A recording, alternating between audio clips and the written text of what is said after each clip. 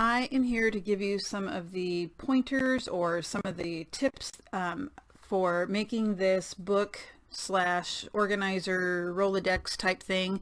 It's really super easy to make, but I will tell you some of the things that I did on my project. The one thing you need to know is what size book. Now I used a hardbound book, and I just went to the dollar store and I bought a book. This one's about 6 inches across. It's about 9. This one's about 9.5 inches long, tall. This one was only about 9. And then it's got about a 1-inch spine to it. And when I was at the store looking, I made sure I took off the dust cover to look at the cover to see what color it was. Even though this is going to be face down on my desk, I still wanted to make sure that the cover was smooth and nice. And dollar store sometimes puts a black dot or something to show that it's a discounted book. That shouldn't be too noticeable once you start folding. Even if it is, you can add some ink on the edges to get rid of that. So I'm going to show you how to fold it. I'm going to talk about some of the supplies I used. But this is, if you didn't see my video on Scrapbookers of Country Craft Creations, this is basically just what I'm going to have on the corner of my desk. A lot of times I write myself little notes. I have kids who come in and have a pass as to why they're late or whatever. So this is just a place to stick a note, and it'll be easy to find later on. Instead of having sticky notes all over my desk, I'm just going to keep everything here, and it's cute to look at also. So some of the things that you're going to want besides the book, it really is just a paper collection that you like. I used some random ephemera, not ephemera, but some random embellishments that I had in my stash. So like I have some doilies that I cut in half to make it look more vintage. I had a button down here, a little flower with a pearl. I do have some pearl sprigs in here that are not glued in, they're just loose because I didn't know if I liked them well enough to keep them in there. I have some seam binding, and then the rest is just ephemera from the paper collection and the actual paper. Oh, there's a little bit of twine here, but so if you want to gather your paper collection, I also used ink, distress ink, to make mine look a little bit more vintagey also. So this is the school days collection. So let's just kind of go over this real quick. You're going to be shocked at how stinking easy. I didn't even use any glue on the pages to fold them in. So don't worry about using any art glitter glue unless you want to make sure it's super durable, but I have never had them come undone. So the first thing you want to do then after you have your book is go ahead and take off the dust cover and try and find the middle of your book. Now, depending on the book, if they're sewn in, it's real easy to find the middle because you'll see that seam in the center, but it doesn't have to be perfect. I think this might be the middle of mine. Pretty close. Okay. Yeah, mine's kind of coming apart right there in the center. And then what you're going to do is take about I took about 5 to 6 sheets of paper, and I alternated going back and forth on each side. So 3, 4, 5. And all you do is take it to the center, and I just made sure that I pushed down as far as it would go. Whoopsie, I let go. That I pushed down as far as it would go, and then it lined up. It wasn't, like cattywampus, that it stayed straight. And then once I pushed it down, all I did was fold it and crease it right there.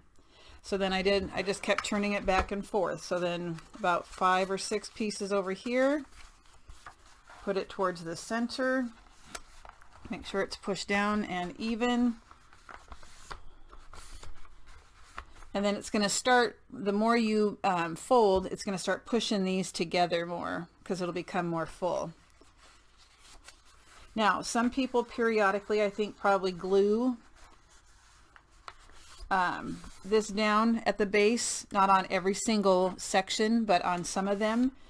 You can do that. I did not on my other one, and it's staying just fine.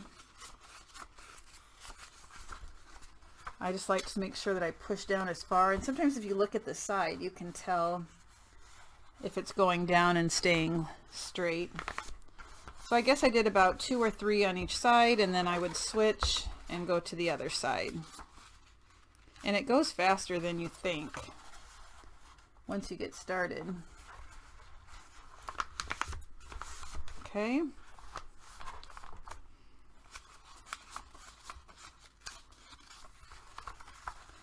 So this book has, like I said, it's a 1-inch spine, but it has a little over 300 pages, if that helps.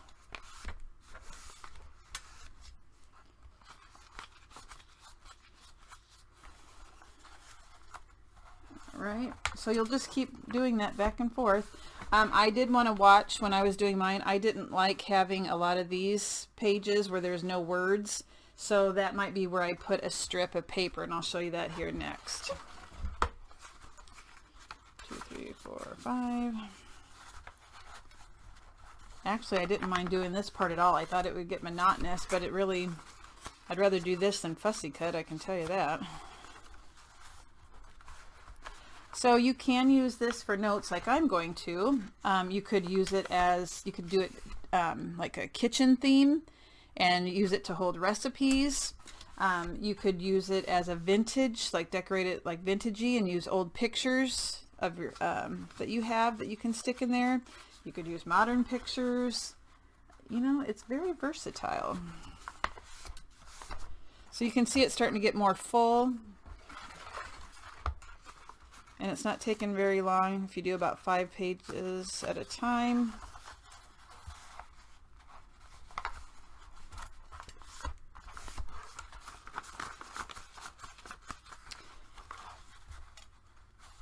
All right. So this one, being as I did, oh, see, I don't like that. I'm going to take one away. Too many, I don't like those white empty spaces.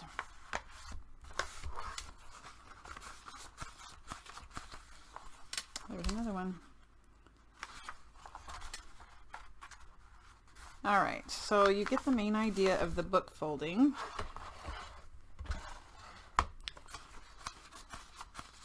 I'm going to go ahead and finish this, and then I'll come back and show you some of the things I did to decorate. Now, like I said, if you want to add glue, you might just pull this apart and just add a little bit of glue down here at the bottom, just to make sure it doesn't come undone, but it's not coming undone. So let me finish this and then I'll talk about decorating. The next thing I'm going to do is take my Distress ink and go over the pages. This is optional. If you don't want your book to look old or weathered or vintage or whatever, you don't have to do that. Or if you want to do a different color so that it doesn't look vintage but it matches your paper. Now normally I would put paper on the front and the back cover, and I would just measure from the inside to the edge. But I like this color and it's matching the paper that I'm going to use on this one. So rather than add a solid sheet, I'm going to do some fussy cutting and make a design with the paper on the outside edges. So that might be something you consider too when you're buying your book, is if you like the inside paper. So I'm just going to take, I'm using ground espresso, and I just do this. That's it. Just go back and forth on the pages and on the edges on each end. Okay, doesn't have to be neat, and some of it's going to be covered up anyway. And if you want, you can go down deeper into the pages. I am just doing a light, well, it doesn't look light, but I'm not doing too dark of a layer. So let me just finish this part up. It goes super fast. I kind of like it when you can just slop it on. You don't have to be neat about it.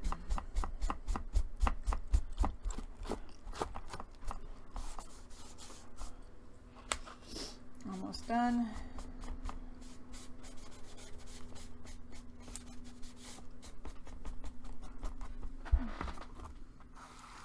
Okay, now I'm just going to do the ends.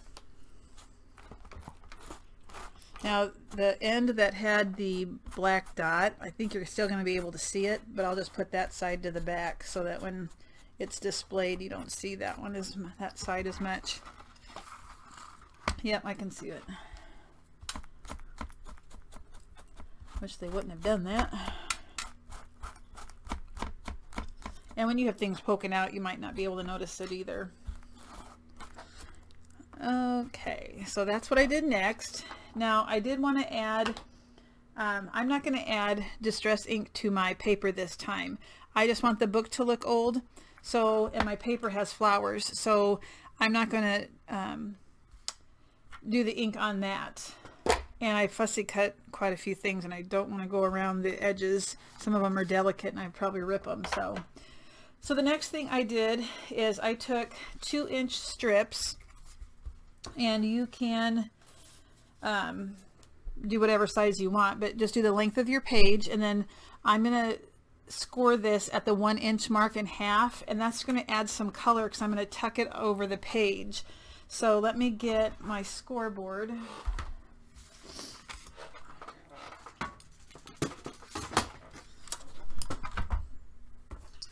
And if your paper is directional, be careful how you're cutting your paper, and you have to remember that one side you're going to see straight on, if so you want it to be the right side. Like if your paper is directional, you want to make sure that you are, when you fold it, you're going to see the side that's right up, if that makes sense. So if my strips are 2-inch, I'm going to go ahead and score at 1 inch. And I'm just going to do one to show you.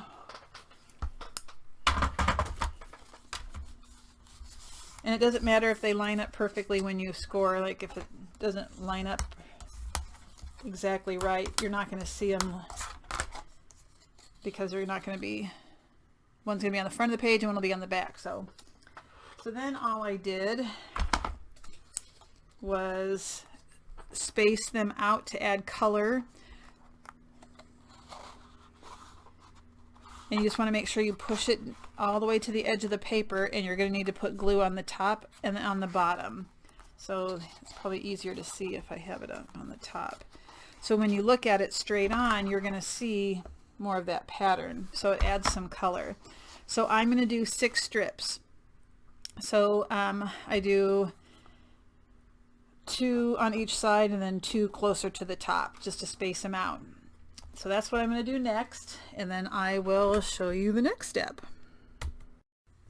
I glued down the 2 on the other sides, but I thought I would just show you. I use clothespins to kind of keep them on there and to make sure that they're stuck real well. I do put glue on the whole inside, making sure the edges, get plenty of glue to stay down. And they're going to they're going to stay with the pages, keep pushing them closed anyway, but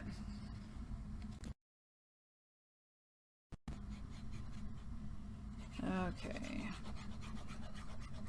So before you push down too hard, you want to make sure that, I think I'll cover this one up. Push down so that the page goes all the way to that crease. Make sure the ends line up.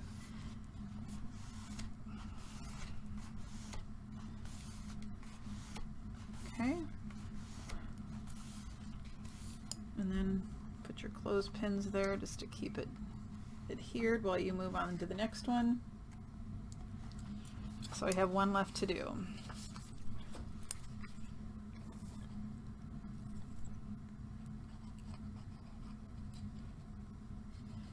On my school days book, I did different pages so that there was different colors.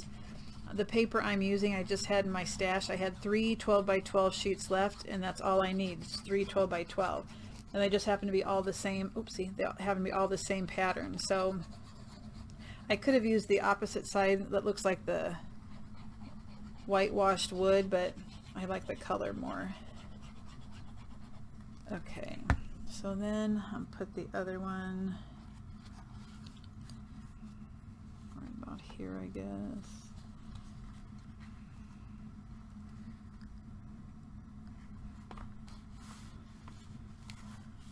Okay, and then just make sure it's adhered,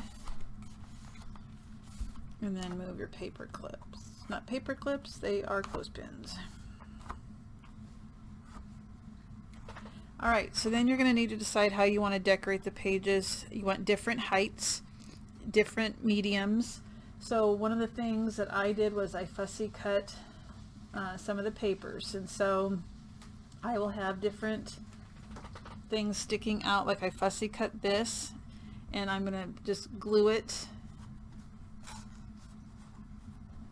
like so, and you only put glue on one side because you don't want your pages stuck together. So I would just put glue on the wrong side and then attach it to the book and squeeze together so that it still opens. Okay, so you want different heights, so I have those. I still have some of these that I'll be putting in here and there.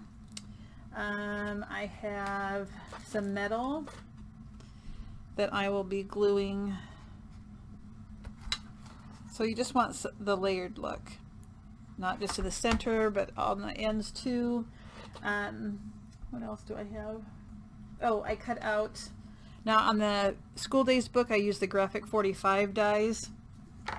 They are kind of big dies, and so I was limited on paper, so I just used a die to make some tags, and I'll be putting something trim in there to add even more color. So I'll just stick those here and there.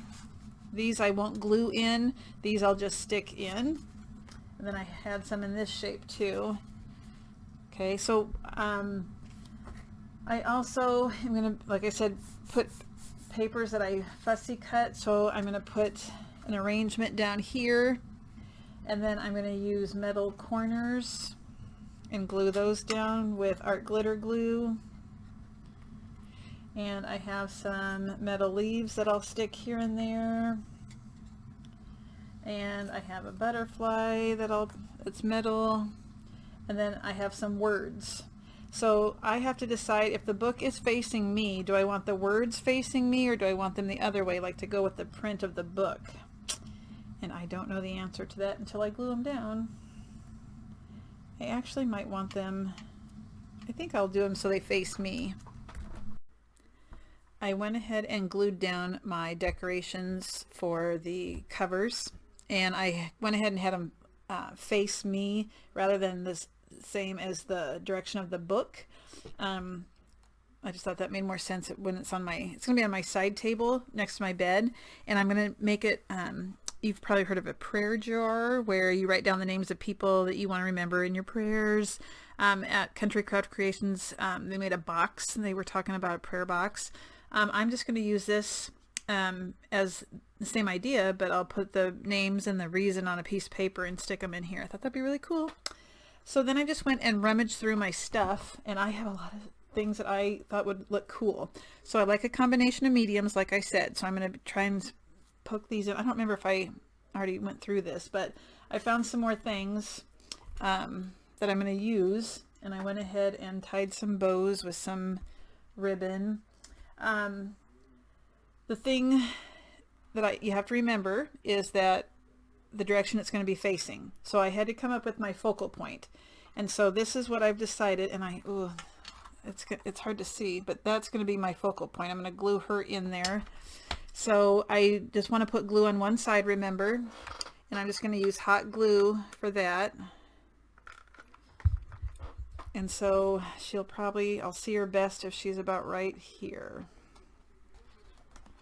And I'm just going to make sure that she stays.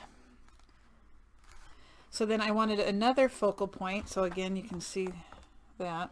And so I like this, and it's blingy.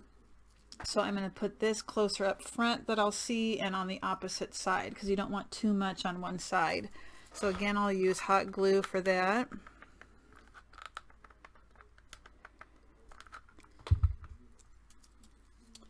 And let's just put that about right here.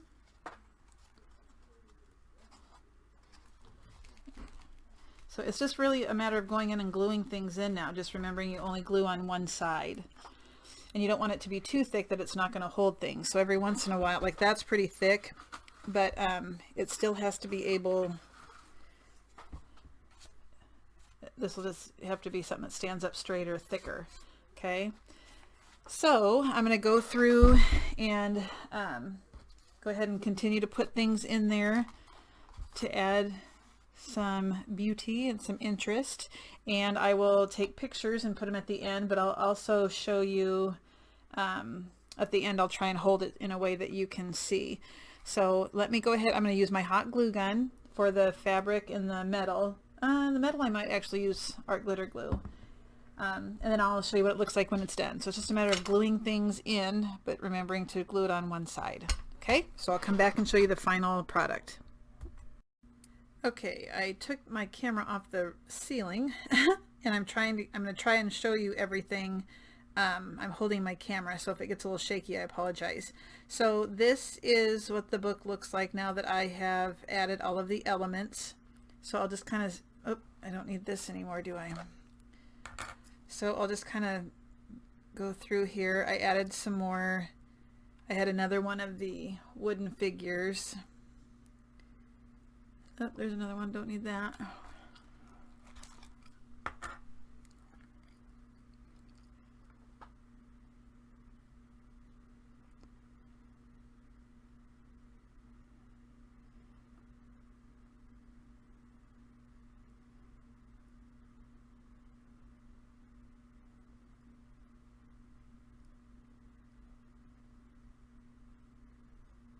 Okay, so that's all there is to it, you guys. It's super easy. I can't wait to see yours.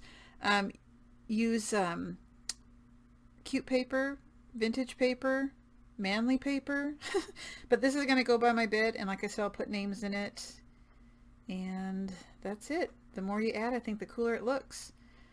Let me know if you have any questions, you guys. Thanks for watching.